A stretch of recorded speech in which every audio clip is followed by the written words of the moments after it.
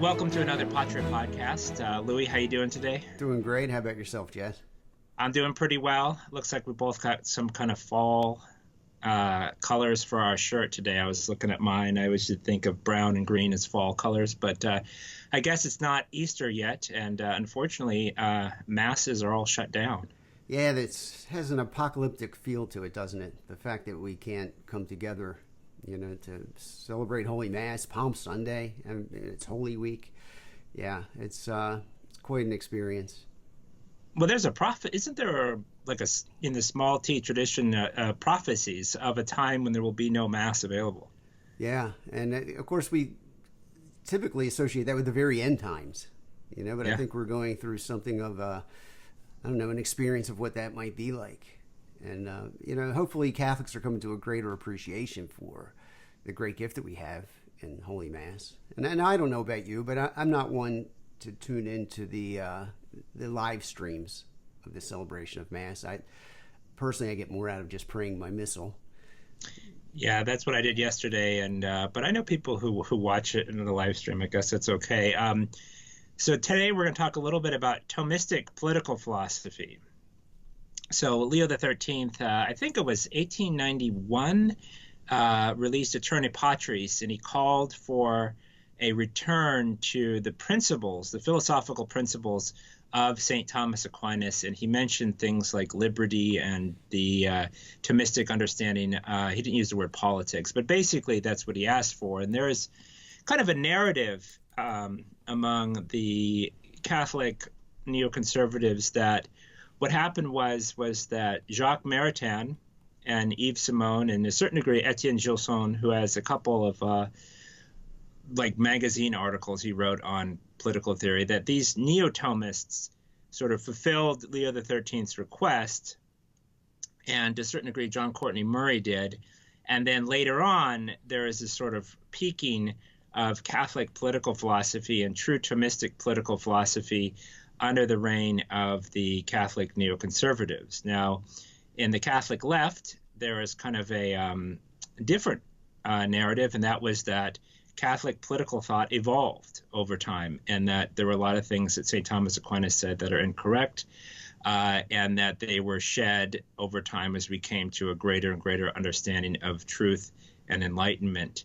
And then there's kind of the traditionalist reading is that the principles of St. Thomas Aquinas' philosophy are always true. There might be a few kind of minor historical things here and there that are relegated to the late Middle Ages, but nonetheless, his teaching, he is the universal doctor of the Catholic Church. He's called the angelic doctor, and that his principles should be applied as best we are able. I know that Leo the 13th wrote a work, it's like El or Au Milieu de Sollicitude, Among Our Concerns, and it was a response to the Third Republic of France and some of the anti-clerical laws. And he basically said in that work that he implied that, of course, monarchy, Catholic monarchy is the ideal.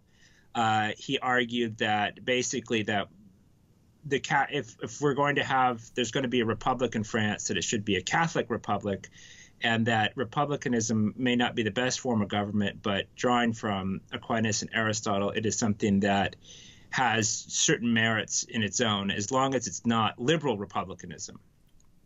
And so basically that we are in a weird situation where in the 21st century, we don't really have any Catholic states still up and running, and we have at least an apparent change in the church's teaching on the relationship of church and state, and also on what the correct political form of government is.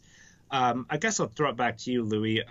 What are your thoughts on St. Thomas Aquinas' political philosophy? Well, my first thought is that, those who are saying that, mankind has become more wise over the centuries, and that now we have a greater dignity or a greater awareness of human dignity than we once had, and that led to this new way of thinking in the political sphere and in the church-state relationship conversation, vis-a-vis Murray and the Declaration of Religious Freedom. Those who plainly assert that that's a departure from Aquinas are the honest characters in this conversation. It's a great departure. And so this document that you mentioned by Leo the 13th, he's holding firm to what Aquinas considered to be the ideal form of government, and that's kingship. He essentially laid out 6 basic types of political regimes. 3 that come in the category of the good, and 3 that have their counterpart in the evil. Rule by one is one category, and if it's carried out justly, that would be called a kingship. If it's carried out unjustly, that would be known as tyranny. Governance by the few. If it's done for the common good and in a just way, that would be an aristocracy. If it's carried out unjustly by a few, that would be called an oligarchy. If it's carried out by the multitude, justly, that would be called a polity or a republic. Unjustly would be a democracy. Murray was all about the democracy and rule coming from the bottom up, as men, faithful to their conscience, goes to the polling place and they determine the direction of government. And I guess in this conversation, we're going to discuss kingship and the practical application of it, the way Aquinas looked at it. And maybe we can address some of Americans' fears about it, because I think most of us tend to think of the unjust form of government by one, and that's tyranny. But that's not really kingship properly exercised. Yeah, it's interesting that there's a question 105 in the Summa Theologiae where St. Thomas talks about a mixed regime. And this is often given as an example that Aquinas would endorse the American form of government, which has a executive branch and legislative, and then also that it has some elements of popular democracy. But what Aquinas is talking about in question 105 is the feudal system. And in there you have an aristocracy that elects or approves of a king who often has a hereditary component to it. And so it's not as though it's popular democracy, whereas Jacques Maritain argues like the Holy Spirit is working among the people and they themselves elect the representative. Rather, it's a group of nobles, aristocrats, approving of a king. Now, I think we mentioned this before, I forget when, but there's a difference between popular democracy and then I guess sort of a smaller scale democracy. So in the city of Athens, Greece, where Aristotle is talking about when he mentions democracy, and again, he's writing at the end of the polis period, the end of the city period. So he's the beginning of the Hellenistic period, the period of Alexander the Great, where the sort of democracies are kind of wiped out. But nonetheless, he's talking about a relatively small city where people are related to one another, where people have these connections and bonds. And certainly there can be a democratic element in the sense that we kind of decide whether we're going to build a bridge this year or something like that. But the idea in Aquinas is that there is a hierarchical structure to the universe. And this is hard for us to understand because we're all kind of children of John Locke, and we think we're all born with a blank slate and that we're all created equal. Our educational system in the early 21st century is based on this idea of no child left behind, the idea that we're all equal if we just have the right education and we have the right environment to grow up in, then we will become, all excel and all become engineers and NASA and whatever. But in reality, there's a hierarchical structure to the universe. And this doesn't mean that people are ruled as slaves or we have a totalitarian form of government, but there is a sense in which we need guidance. And this is something I was talking about with another Catholic journalist, is one of the big problems in the church is we don't have a lay Catholic aristocracy anymore. That basically we have people who are controlled by outside forces, or we have a situation where the clerics are controlled or influenced by an aristocracy or an oligarchy outside the church. Right. Well, I think the problem comes in what you just said. You have this situation in the conciliar church. I would distinguish that between the Holy Roman Catholic Church, but the conciliar church today, where the leaders of the conciliar church, in particular the claimants to the throne of St. Peter, and in our day, this Francis person, every leader on the planet, whether it's a civil leader or the Pope, is beholden to someone. And obviously, the ideal, the vicar of Christ, is beholden to one, and that is Christ the King. Today we see that Francis, this person claiming to be our Pope, is beholden to who? He's beholden to that tiny 1% of individuals on the planet who are very wealthy and powerful and driving the one world government agenda. He's beholden to them. So everyone that exercises authority on the planet, there's one above them. And all authority comes from God. That's totally lost in our day. And that's one of the reasons why Aquinas said that kingship was ideal, is because it is more natural. In the natural order, authority vested in one is the more natural thing. So what happens when you have something like we have in the United States? Right now, we just had this $2 billion, or I beg your pardon, $2 trillion economic relief package passed in Congress. And attached to it are things that don't belong there. So that's naturally what's going to happen when you have a group of people trying to flesh out a certain plan for the betterment of the entire community. You're going to have a certain compromise going on. And what that is a disruption to unity. And so whereas a king who is cognizant of and acts upon his reliance upon the authority that comes from Christ the King, you have true unity, and you have someone who's truly overseeing the common good. And I think I'm probably going a little bit far afield of your point, but I think that it's probably a surprise to most of our viewers that even a republic, which is the good side of rule by many, has lots of flaws in it, because it's more difficult for the republic, a country or a state that's ruled by many, to attain to unity, which is really just common sense, isn't it? Yeah, and there's also the sense that we kind of have this artificial structure to our country. I mean, America initially began as a Protestant and later Freemasonic English and, I guess to a certain degree like Scots-Irish and Scottish country, an Anglo-Saxon country. And then in order to kind of fill up the Midwestern part of the country and to provide labor for these Protestant oligarchs, Anglo-Saxon oligarchs, they imported Irish and Italians and Germans and all these other people to kind of work. And the idea was that slowly over time that they would be made into Americans. And this kind of somewhat works, but part of that process is losing their Catholic identity. And so I gave the example, I think, of the past of The Godfather, where you have the scene where in Godfather Part 2, where they have this big, beautiful, I think it's like the Holy Name, Feast of the Holy Name, something like that. There are these floats and this Italian Catholic community, and they have some American flags here and there. And then in The Godfather Part 3, you have like the 80s, where you have this kind of cheesy kind of, card table Italian festival or something, just to bear remnants of an older culture, but part of that was the loss of the Catholic faith. So we basically live in what is called a kind of like totalitarian technocracy today, where we're all kind of like servants of a class above us that feels no attachment to us at all. That's the idea of like coastal elites or globalists, and some people will say, oh, that's just a particular ethnic group or tribe, and there's some truth to that, but it's not just them. Like there are lots of people like Nancy Pelosi or, the governor of California, what's his name? Newsom.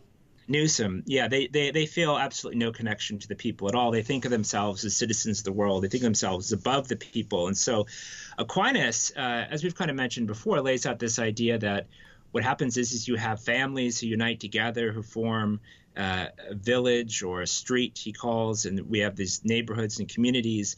And then out of that, you have something bigger than that, a kingdom as well. But there's a certain solidarity among the people. And so what we have is a situation here where all of us are supposed to be these radical individuals who are part of a totalitarian state in a ruling class that doesn't care about us at all, and even at times has contempt for us.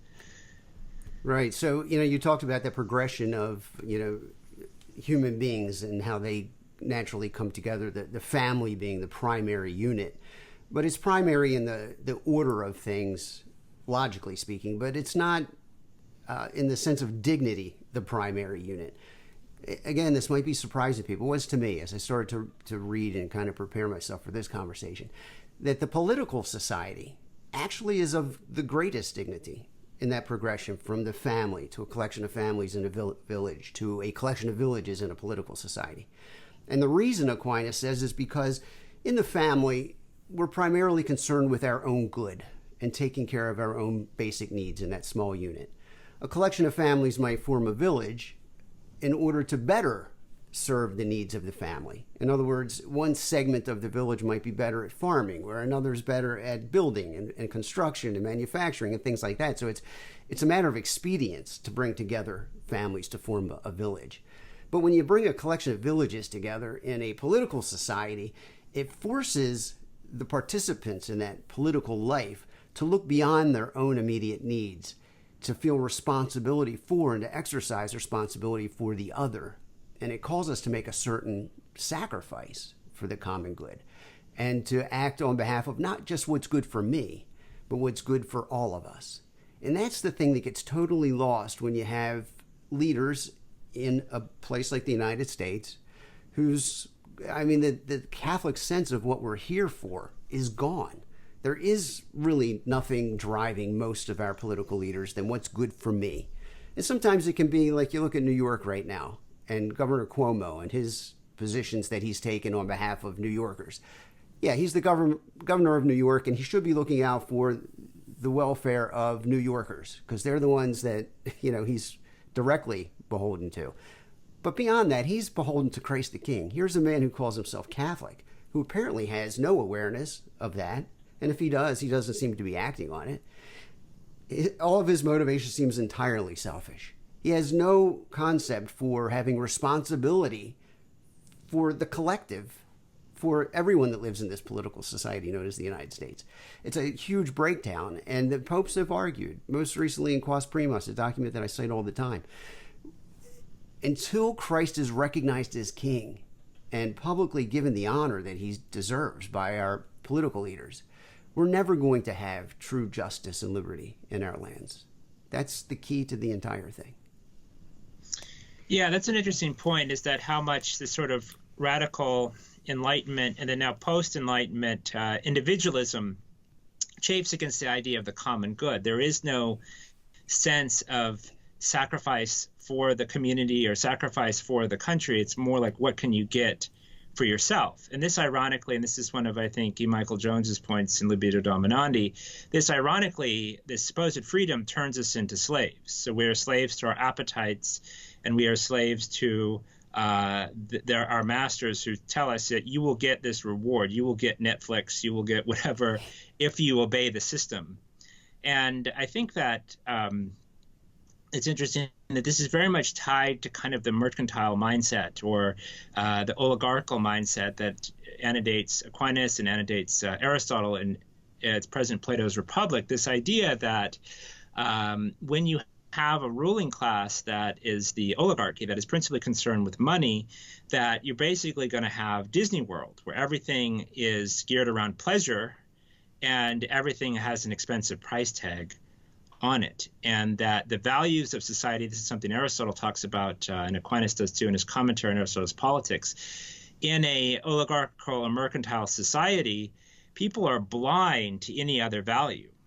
And so you think of, I was recently in another state and, talking to different people, and there's this idea that if something is good for real estate, then and people are making money from it, it must be good. It doesn't matter what the long-term effects on the community is, the social stability. It doesn't matter what the long-term environmental effects or, we have this, beautiful area of, farms and trees and whatever. And it's completely ruined, not because we actually need more developments, but because someone's going to make money off of development. So I think that there's this idea where, because during the Cold War, the church was allied to a certain degree with the liberal democracies against communism, this idea that capitalism is ipso facto good. And you'll see this too, and even Catholic publications like, watch out for socialism. Socialism is bad. Well, it is, but it's not as though we should turn to libertarianism or capitalism. In fact, Aquinas in his De Regno says that a traitor should not be allowed into the city. Why? Because they don't have a loyalty to the city, and they're principally concerned with money. Now, people in my family work in business. that. I think we can kind of ameliorate that for our own time, at least I assume. But there is this idea that it should not be the money class that rules the society. Well, if the attainment of money is the principal driving force in the decisions that are made by our civic leaders, and then they snow the the little people into believing that economic gain is a good in and of itself. What gets lost in there is the idea of the attainment of virtue, which is really the proper role of government in whatever form. It is to attain to the common good and to help lead its citizenry towards virtue. And in De Regno that you just mentioned, Aquinas makes the point that truly all of us, including in the ideal situation where you have a king and he really is laboring toward the common good for his people, and he personally is laboring toward virtue, there's a limit to that. I mean, we're fallen people. So, even the best of kings is in some way going to be looking for some sort of personal return, even if it's just the accolades of the people over which he rules. He's going to be looking for something for himself in the way he behaves. That's just human nature.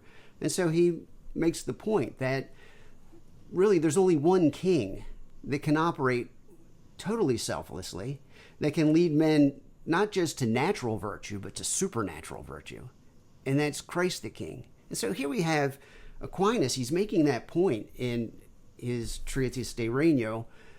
Everything pretty much that was laid out in Quas Primas in 1925, and this is a 16th century text, where Aquinas is making it plain that apart from Christ the King, all of our governments, even the most virtuous of our political leaders, is going to fall short because he simply isn't capable of moving beyond natural virtue to helping people take that step to supernatural virtue and therefore to their true end to which they're called, and that is divine union. Yeah, I think I'm going to throw a question at you at the end of this, but that, and also De Regno talks about the need for the church and the Pope specifically to be above the monarch. Absolutely. And even interestingly, I think it's in the Summa, he talks about how even the pagans did this. They had the Druids in France, and they were above the. They kind of turned to them as an example of leadership. And then also Plato and Aristotle both talk about how the oracle of Delphi would supersede the political rule or complement the political rule of Athens. And so this idea that there is the need for kind of the priestly class to rule over the aristocratic class. But what do we do when the priestly class is corrupted or the Pope is corrupted? I mean, I won't go into detail, but like I've seen this even in traditionalist communities on the small scale where the priestly class is completely corrupted and is destroying the lives of the laity. And then we have a situation in the church where seems to be at least that Pope Francis is either confused or an agent of evil, or I'm not sure. And we have a situation where the majority of the world's bishops and majority of the world's priests, at the very least, are confused on Catholic teaching and seem to hold ideas that are contrary to the tradition of the church. What do we do in a situation like this? Like there's a line from Padre Pio, there was a debate whether or not he said the Novus Ordo or he encouraged people to go to the Novus Ordo. And there's one, apocryphal story that he just told someone who asked him, I don't know if it was his sister, I don't know if he had a sister, but like he said, just obey the church. So what do we do when we have a period of apparent corruption in the church? Well, the first thing I would say is just thoughts coming to me now as you're describing this situation in the church where we have this conciliar church and the Pope, and they're simply not carrying out their duties as they should. I think that's a parallel to the way Aquinas spoke of kingship, that in the ideal, this rule by one is called kingship if it's carried out justly. Unjustly, it's a tyranny. So I think we're living in the equivalent of an ecclesial tyranny. And the tyrant in this case is this person, Francis, who is the head of this conciliar church that most individuals, unfortunately, look at as the Holy Catholic Church, being off the rails, which it is impossible. Holy Mother Church does not feed us the poisonous food of error, which is the daily offering of Francis and his cohorts in Rome today. But when you have that situation, what do you do? Well, that's $1 million question there, Jess, because what's happening today is so unprecedented that we're left scrambling for answers. Because as far as I know, there's nothing in tradition that says if there should come a day when this counterfeit church arises, and we've had mystics and others, doctors of the church, talking about that particular day coming, where there might be this counterfeit church that poses as the Catholic Church but is not. What's missing from all of those is, well, now what do you do? I haven't found anything in those writings to suggest, well, when that happens, here's how you stay, firm in the faith and save your soul in spite of what's going on. So I guess just the common sense answer is, I hate to say it, but in a sense, because the Holy Roman Catholic Church, our Holy Mother, is so greatly eclipsed today by this evil enterprise in Rome, that we're kind of left to fend for ourselves and to plug ourselves in as on the smaller unit, the family unit, the only one that we really have dominion over, to make sure that we're steeped in tradition. And that means going back to the things that the church taught as far as the attainment of virtue and supernatural virtue, which really is the reason why we're here, is to get to heaven. And so we're going to have to labor on the smaller unit until such time as the church emerges from the ashes here and overtakes this conciliar impostor and can then once again act as that governing authority that speaks for Christ the King to every state, every society, and every individual. We're kind of left to lead ourselves by plugging into the voice of Holy Mother Church as she's spoken clearly throughout the centuries before the council and before the takeover. This kind of train of thought we're moving on right now is a little bit off topic, but I think we can plug it back in. And it ties in something I was going to ask you actually off camera, but I can ask you now. Generally speaking, in that situation, I have seen, especially recently, situations where traditionalist groups or families or communities adopt this authority themselves. And they're like, okay, Rome is gone. Rome has lost the faith. Now we are in charge. And this is something I had seen before in the past. But in that situation, and I was talking about another Catholic journalist, who's a traditional Catholic, but that you have these groups claiming authority for themselves outside the church. And they make all these exceptions and say, well, Rome says this, but we can do Y. And that it begins to infect not just the ecclesiastical understanding, but the moral understanding of the groups as well. And so they begin to disobey the moral law and say, well, we're in an extreme situation or whatever. We have necessary authority or emergency authority to do these things. I mean, for me, my personal view is, and you kind of hinted at this as well, is we kind of live in this wasteland where there are people in full communion traditionalist groups. There are priests who are very holy priests and who are good and trying to do the right thing.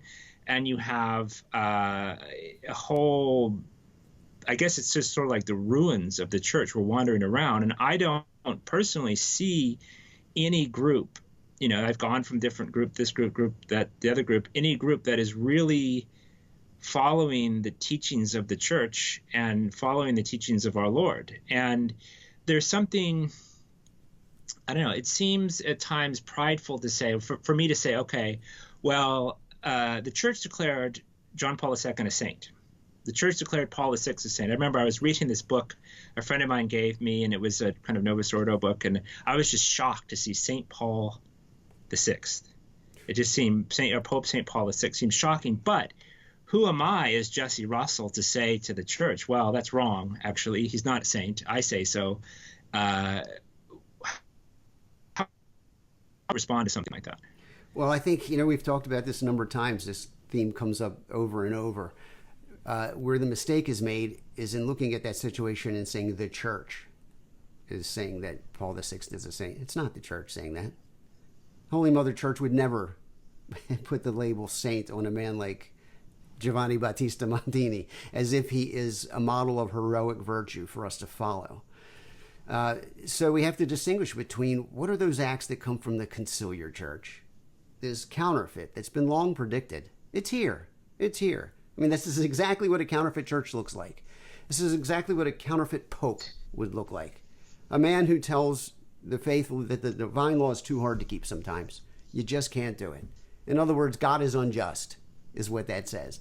When the man claiming to be pope tells you that, you know for certain that man is not the vicar of Christ. He's speaking for the evil one. He's not speaking for our Lord. So, and until people come to terms with that, this wasteland is, you can't navigate it. The only way to navigate it is distinguish between what things came from Holy Mother Church. Those things are always pure. They're always good for the soul. They always lead us to the path of supernatural virtue. Once you can establish that and distinguish the actions of the conciliar church from the Holy Roman Catholic Church, that's got to be your compass. Apart from that, we are lost. And I think what we're witnessing here is one of the things that Aquinas said: the political society is not an invention of humankind. It's natural to human beings, and it carries a high dignity to it because of the things that we talked about and how it calls us to sacrifice and to lead others to virtue. When it's missing, when it's messed up, when there's something out of order, and the highest political authority on the planet is the Pope, in a sense, because he speaks for Christ the King, who reigns over every political society. And when that's disrupted, of course, there's bedlam and confusion, and nobody knows which way to go. And it's much harder. We're foraging for ourselves out here in this wilderness. But we need to know what the poison food is versus the nutritional food that leads to virtue. And for me, I think it's pretty simple. Draw the line at 1959. Just blank out. I know people that do this. They behave as if the council never happened. Their Catholic faith and the decisions they make for their family is based on everything that came before the conciliar revolution. They won't even touch anything that came after the council. Now, does that mean that they may leave something of benefit untapped? The broken clock is right twice a day sort of thing? Yeah, but you'll never tread on dangerous ground if you stay focused on everything that Holy Mother Church said prior to the council.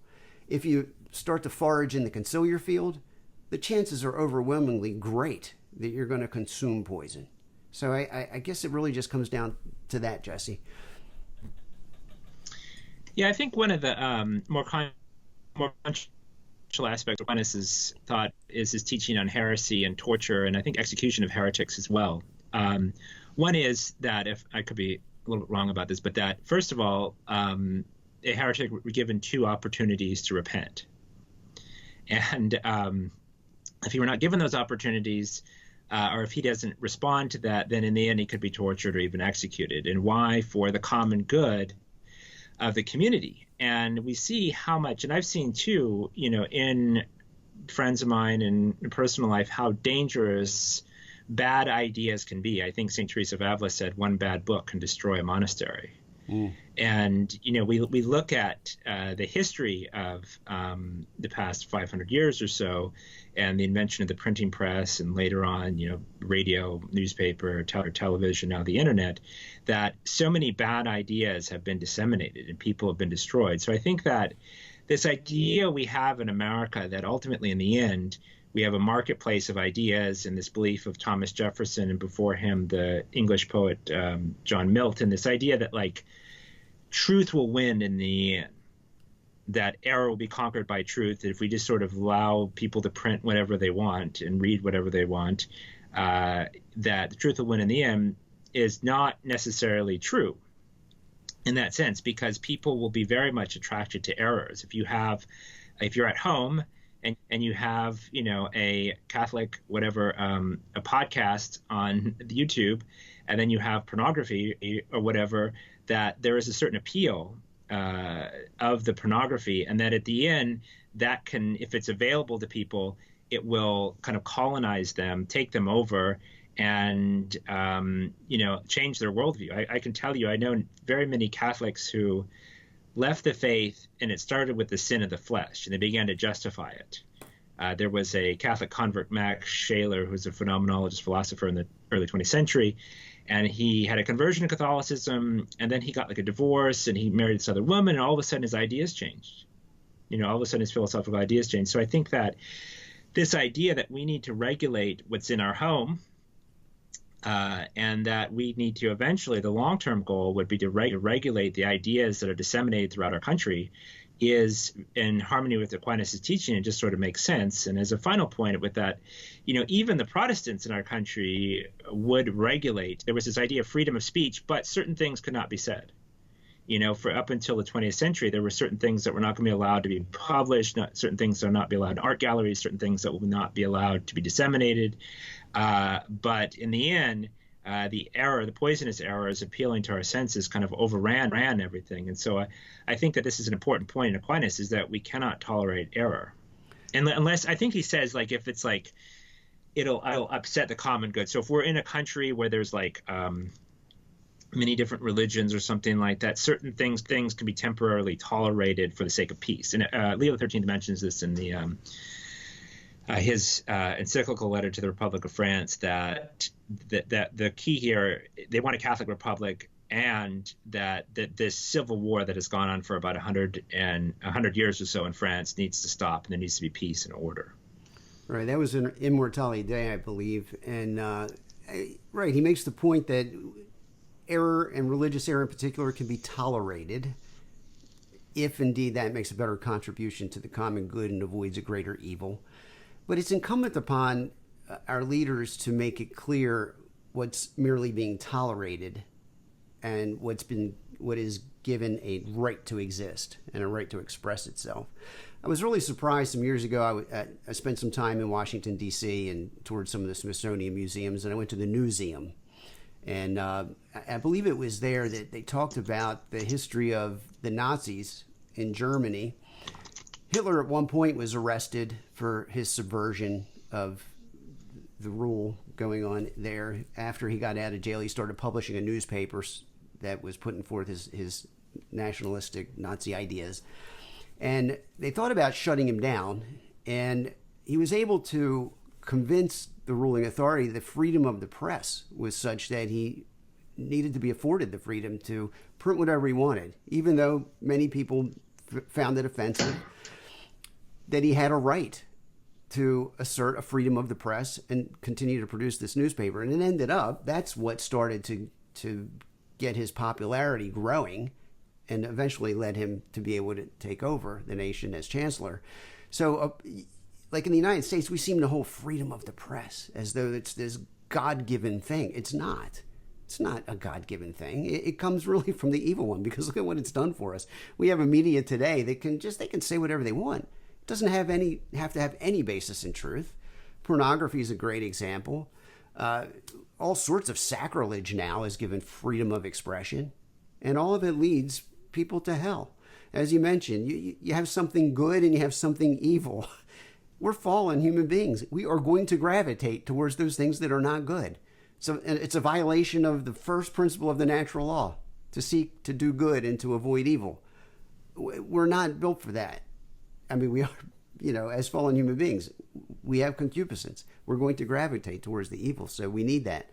You talk about the index right now with a conservative conciliar Catholic. They act, that archaic thing, the index. Thank goodness we got rid of that. And now we're not looked upon as being medieval by our contemporaries like we once were back in the 50s. But it's done great damage to all of us.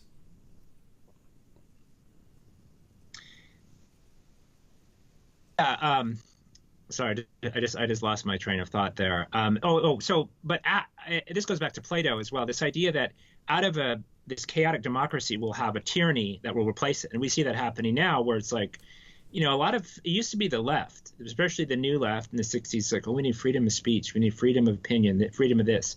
But now that they have power, they say, no, this is not acceptable. This is hate speech. This is whatever. And so we see that even with this coronavirus thing, that there is a attempt to take a little bit more of our freedoms in America. And I say that not as someone who's fetishizing liberalism or something like that, but there is a sense in which, traditional Catholic teaching on politics allows for a certain degree of personal freedom and privacy, not in the sense of you're able to sin or you should be encouraged to sin or something like that.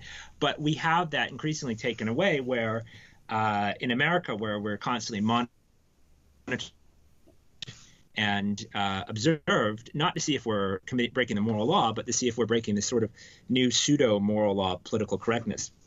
And so what we have out of this chaos, that's even a term from the occult, like out of chaos will come order. And the new order, like, so that this is, I don't get too far off the rails conspiracy here, but this is an older occult idea, Masonic idea, that the chaos of revolution will destroy the old Catholic order, or the ways in which the remnants of that order or the sort of echoes of that order were present even like in, the Tsar of Russia, who's Orthodox, or the sort of Protestant monarchy in Germany in World War I and that sort of thing. But that will destroy that, and then we'll build this new order, this new totalitarian system. And there is a Professor Planio, who some people don't like TFP. I happen to like them pretty well. But he had talked about these different stages of the revolution, where you go from communism to ultimately in the end, a satanic order as well. And I think we're seeing that in our own time. And I think we're seeing it very clearly in our own nation. I mean, look, I've offended any number of readers over the years who fancy themselves traditional-minded Catholics, mostly on the conservative side of things, who act as if the U.S. Constitution was carved in stone by the finger of God himself. It's not. It's a revolutionary document. We were always, as a republic, destined to fall right into the tyranny by the ruling class that we have today. And why? Because this first most cherished freedom, as our bishops love to say, and by bishops I mean these shepherds of the conciliar church, who treat this religious freedom, American style, as if it did come from God, they don't realize or don't seem to care that what it really does is it prohibits the state and the rulers of the United States from carrying out their duty to recognize and honor publicly Christ the King, and to behave in their governance in such ways to acknowledge their duty and their obedience toward he who rules over them, Christ the King. And that is, in the Catholic doctrine, the only way that our society is going to attain to real justice. It's not going to happen. It could never happen in the United States under the tenets of our Constitution. And so I think it's a wonder. It's more of a wonder, not that we have things going on today where we're ruled essentially by a tyranny, how we got here. The bigger question is, how is it that we survived so long without getting here? That to me is a much greater mystery. Yeah, it's something. Maybe kind of. I keep getting some. My phone's blowing up actually right now. So this was a comment made, I think, on LifeSite News about the sort of proliferation of demonic activity during this period of the coronavirus. And, you think about it, you have all these masses shut down and people not receiving sacraments and not receiving grace. And we've sort of seen that as the slow withdrawal of grace, and just thinking about like the changing of the mass and the amount of sin proliferating in the world. We live kind of in there was this Batman comic, The Long Halloween. We kind of live, and I kind of picked that term up, but kind of this strange world where the criminals are in charge and where evil proliferates everywhere. It's I think I mentioned this before. There was a Protestant documentary I watched on the history of Hollywood, and one of the points this Protestant minister or whatever made was that in the end times you're going to have a situation where there's going to be just massive possession, oppression. And I think I've seen that even as I've gotten older. I know I'm a little bit younger than you, but like just people's behavior, like very bizarre sort of thing, especially among young people, this more recent generation. And so without the authority of the church and without like a Catholic aristocracy, we are living kind of in a hell on earth. And I think that this is slowly changed over time, but we see, it's hard for us even to see, like just the way people act. And people say, well, it's always been this way and people have been violent in the past. Yes, but I've definitely noticed a change in my own lifetime with this issue. A well-formed Catholic could have easily made that prediction 2 weeks ago once access to Holy Mass and the sacraments began to be restricted on a wide scale, that there would be an increase in the demonic in that environment, of course. And one of the things that's the most troubling to me is I wonder, Jesse, how many newborns and adults who desire baptism are not able to receive baptism. And I'm mostly focused on the newborns because, the adult who genuinely desires to become one with the church and one with Christ through baptism, there's a baptism of desire that the Council of Trent talks about. So that's a very real thing. But in the case of an infant, my advice to parents who have a newborn that they intend to have baptized, but now they're having problems. For instance, in England, Prime Minister Johnson has issued a decree saying we're going to put an end to all baptisms, as if he has the authority. I didn't know that. Oh, it's unbelievable. And not to go on a tangential rant here, because I've been beating this drum for a few weeks now.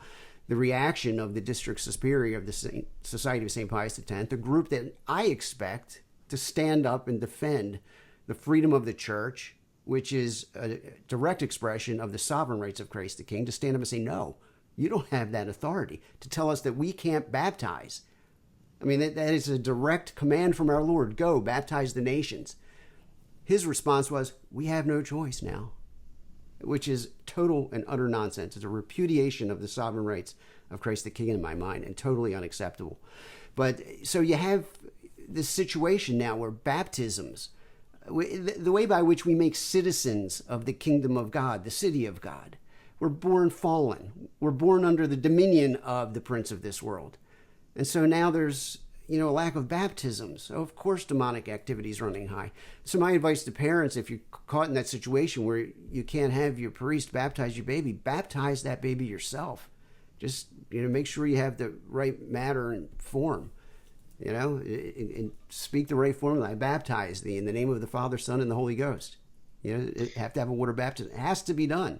Yeah, and even like the idea of sacramentals, like going to the traditional mass and being exposed to incense, blessed incense, and blessing yourself with holy water, and the grace received from the mass and confessions. It's that is being denied people. And I don't know exactly what's going on here with the coronavirus. Like I mentioned before we started recording, I was big into, my family was survivalism about 10 years ago, and then kind of backed off from it. But there's definitely there's a big push now the New World Order is doing. And it appears at least to be that the church is somehow complicit in this, that at least in the sense of agreeing to shut down Mass. I know in the past that during plagues and stuff that there would be certain things would be restricted in the church, but it's a very strange time. But Louis, I think we had a pretty good show today. We learned a lot. What do you want to talk about next week? Well, I have to tell you, Jess, I haven't given it any thought. So I'm going to have to get back to you with a good topic. You would think I would anticipate this question was coming. I'd be ready with an answer, but I can throw it back to you. There's no harm in you doing two in a row. What would you like to talk about? How about St. Joseph? Sounds fantastic. Absolutely. Okay. Well, thanks, Louis. I appreciate it. And we had a good show today. Have a blessed Holy Week, you and your family, Jess. Thank you. You too. Thank you.